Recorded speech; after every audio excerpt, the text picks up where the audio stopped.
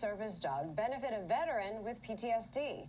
I'm Jill Horner. This is Comcast NewsMakers. With me is Jennifer Green, founder and director of training for Alpha Bravo Canine. Thanks so much for being with us. Thanks for having me. You as an organization work to train dogs, but these dogs, not only are they highly trained, their training is specific to the individual that they will eventually live with. Yes, service dogs are actually customized based on the disability that the person is suffering with. And talk to us, though, about your organization specifically.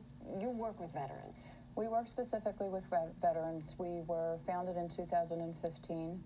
We raise, train, and donate service dogs specifically just to veterans, and we're Philadelphia's very first nonprofit organization that actually does this. You also brought one of your puppies with you. This puppy is named Striker. Striker's 5 months old. What's the training process for a dog like Striker? The training process for service dogs is really, really intense. We start them out at about 8 weeks old, and it goes up to about 2 years old. And that's really based on what is it that they really need to know to help their person. It's training every single day, 1 to 2 hours a day, and we do many field trips everywhere. We have to take our dogs everywhere that we go.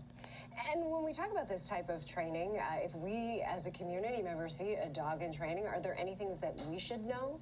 When a service dog has their vest on, one of the biggest misconception is some people know not to pet them, but then the one thing that they actually do is they start talking to the dog, which is just as bad.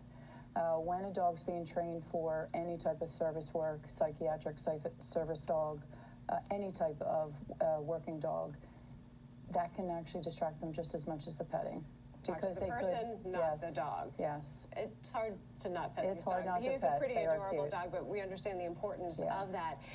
You worked for about 2 years to train one of these dogs, but you rely on the community to be puppy raisers. What's the role of a community puppy raiser? We rely 100% on puppy raisers. They are the backbone of our organization.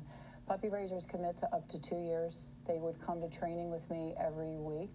They get many things to do for homework, and they also go out on their own field trips. It's an everyday labor of love training process for them.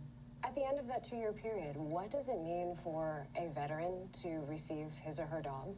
It's life-changing, actually. I think that people don't realize even the little things that maybe we take for granted. There's people that can't go out in public to even do food shopping.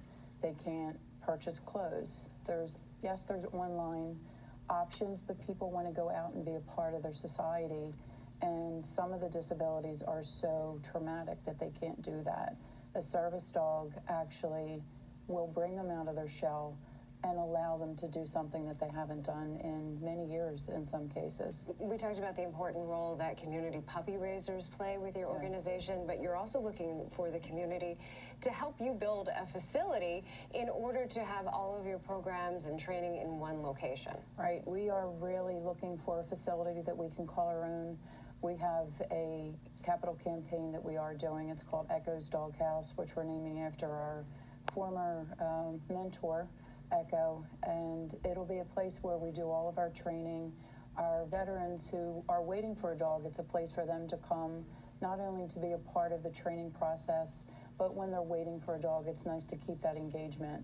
But it's also a great place for our community to also give back to our public. And Echo was an amazing dog. You brought Echo with you before, and you're really working to create this, and not only in Echo's memory, but to work to move the organization forward. We definitely need to move forward. We're growing. We are now at a point where we need to branch out a bit, and the facility is what's going to be a game changer for us. Thanks so much for being with us, Jennifer, and thanks for bringing Striker with you as well. Thanks for having us. We've been talking with Jennifer Green, founder and director of training for Alpha Bravo Canine. I'm Jill Horner.